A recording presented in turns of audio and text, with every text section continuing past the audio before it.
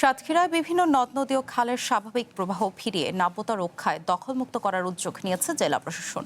৩০২ জন দখলদার চিহ্নিত করে চলছে উচ্ছেদ অভিযান। এই বিষয়ে আরো জানাতে আমাদের সঙ্গে যুক্ত হচ্ছেন নাজমুল শাহাদাত। নাজমুল, প্রথমেই জানতে চাই যে প্রশাসনের অভিযান এখন কোন অবস্থায় আছে, আর পাশাপাশি আরেকটু জানাবেন যে এলাকাবাসী নিয়ে কি বলছেন।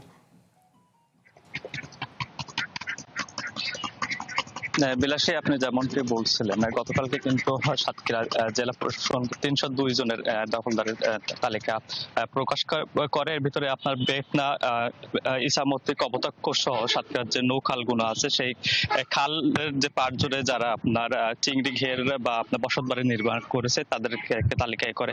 আর গতকাল থেকে সাতক্ষীরা জেলা প্রশাসন প্রাথমিকভাবে সাতক্ষীরার যে এগুলো আছে আপনার বিভিন্ন যে খালের যে নেট পাটা অপসারণ কিন্তু করেছে। আর এই যে ৩০২ জন আপনার দখলদার আছে তাদের বিরুদ্ধে কিন্তু সর্বশেষ নোটিশটা আসলে দেওয়া হয়েছে।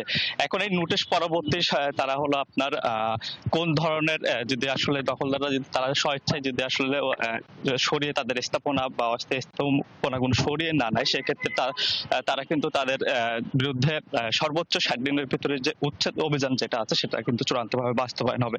আর আমি যদি আসলে আপনাকে জানিয়ে রাখি, আসলে এই ধরনের যে উচ্ছেদ অভিযান পরিকল্পনা বা দখলদারের যে তালিকাটা সেটা কিন্তু ইতিপূর্বে বিভিন্ন সময়ে কিন্তু সাতক্ষীরাতে হয়েছে, কিন্তু সেটা কখনো আপনার সফলতার মুখ দেখেনি। এখানে যে সবচেয়ে বড় যে সমস্যাটা, যে আসলে নদীর চর জুড়ে বা নদীর যে বাঁধ জুড়ে যে প্রভাবশালী যে সমস্ত আসলে ব্যক্তিরা আছেন তারা কিন্তু বিভিন্ন স্থাপনা করে আসে।